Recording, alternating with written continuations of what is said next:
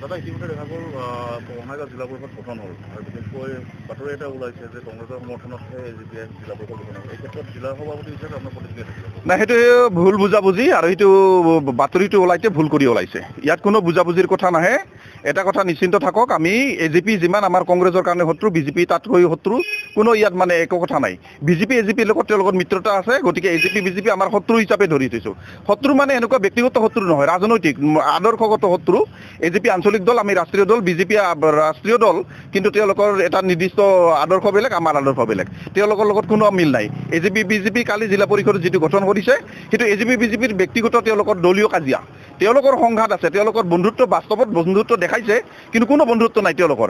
আমি পঞ্চায়তবিলাকত দেখা পাইছোঁ যে পঞ্চায়তত এজিপিৰ পঞ্চায়তত বিজেপি 6টা নিৰ্বাচিত হোৱাৰ পিছতো বঙাইগাঁও পঞ্চায়তত তেওঁলোকে বিজেপিৰ পৰা 2টা আনি এজিপি কৰিছে, পঞ্চায়ত গঠন কৰিছে। এই আজিৰ ঘটনা নহয়, সেইটো আগতে যোৱা পঞ্চায়ত নিৰ্বাচনৰ এইকেইদিনমান আগতে তেওঁলোকে এজিপিৰ 2টা সদস্যক আনি তেওঁলোকে এজিপি গঠন কৰিছে, বিজেপিৰ পৰা আনি।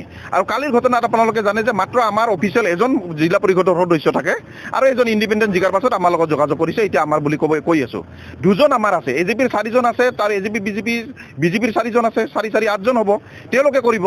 কিন্তু দুৰ্ভাগ্যবশতঃ মই পিছত গম পালোঁ যে বিজেপি তাত অংশগ্ৰহণে কৰা নাই, বিজেপি বয়কট কৰিছে।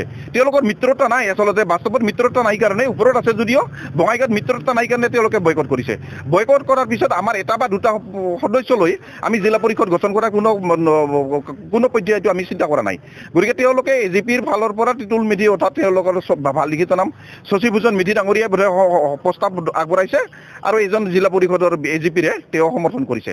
তেওঁলোক হৈ গ'ল বিনা প্ৰতিদ্বন্দ্বিতাই। তাত আচলতে প্ৰতিদ্বন্দ্বিতাই নহ'ল, কাৰণ বিজেপিৰ কাৰণে নহ'ল। আৰু আমি সেই সময়ত মাত্ৰ 1 বা 2টা সদস্য লৈ আমি প্ৰতিদ্বন্দ্বিতাৰ কথা কৰা নাছিলোঁ। আৰু তাত কালি ভোটিং হোৱা নাছিল, কোনো ভোট হোৱা নাই। তাত সমৰ্থন দিছে তেওঁলোকে, এজিপি সমৰ্থন দিছে, এজিপি প্ৰস্তাৱ কৰিছে, বিজেপিৰ অনুপস্থিতিত হৈ গৈছে। আৰু তেওঁলোকৰ যদি কিবা কমপ্লেইন আছে, বিজেপি কমপ্লেইন কৰিব লাগে, কি কাৰণত ভোট হোৱা নাই, কি কাৰণত তেওঁলোকে অংশগ্ৰহণ কৰা নাই, তেওঁলোকে স্পষ্টীকৰণ দিয়ক। আমাৰ কথা আমি কাৰো সমৰ্থন দিয়াৰ কথা নাহে, এজিপি সমৰ্থন দিয়া নাহে। আমি 40 বছৰে এজিপিৰ বিপক্ষে বঙাইগাঁৱত যুঁজি আছোঁ, আপোনালোকে জানে। এজিপি আমাৰ মূল টাৰ্গেট ইয়াত বঙাইগাঁৱত, আমাৰ বিজেপি মূল টাৰ্গেট নহয়।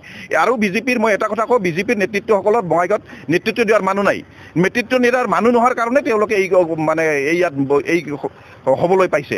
আৰু বিজেপি আপোনালোকে দেখিছে আমাৰ লগত কেনেকুৱা সংঘাত, যে মানিকপুৰত আমাৰ আঞ্চলিক পঞ্চায়তৰ এজন সদস্য এদিনাখন অপহৰণ কৰে, আন এটা দিন তেওঁলোকে আৰু এজন সদস্যক তেওঁলোকে প্ৰলোভন দি অন্যান্য কৰি তেওঁ জোৰ জবৰদস্তি চেয়াৰমেন বনায়। আৰু কথাটো হ'ল বঙাইগাঁও জিলা পৰিষদত অনাস্থাৰ সম্ভাৱনাটো দেখা দিছে। দিয়ক, অনাস্থা দিলে আমি ভাল পাম, আমাৰ কোনো নাই নহয়। আমি অনাস্থা আৰু আস্থাৰ কোনো কথা নাই।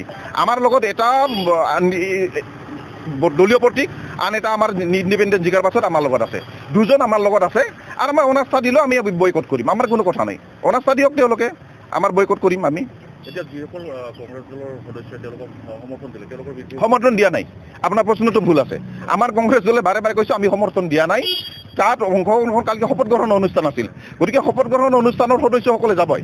কোনোবা MLA MP হোৱাৰ পিছত তেওঁ নিজৰ শপত গ্ৰহণ অনুষ্ঠানত যাব, কালি একেই অনুষ্ঠান আছিল, গতিকে তাত অংশগ্ৰহণ কৰিছে আমাৰ। তাৰপিছত বিজেপি বয়কট কৰিছে, কি কাৰণত বিজেপি কৰিছে তেওঁলোকে উত্তৰ দিব। আৰু কি কাৰণত এজিপিক তেওঁলোকে সমৰ্থন দিয়া নাই, এজিপি দিব, তেওঁলোকৰ বুজাবুজিৰ কথা। আৰু তেওঁলোকৰ মিত্ৰতাৰ মাজত আমাৰ মূৰ ঘুমাব লগা নাই। কোনো ধৰণৰ সহায় নকৰোঁ, আমি কাকো নকৰোঁ, এজিপিকো নকৰোঁ, বিজেপিকো নকৰোঁ। 2জনে আমাৰ একে ৰাজনৈতিক শত্ৰু।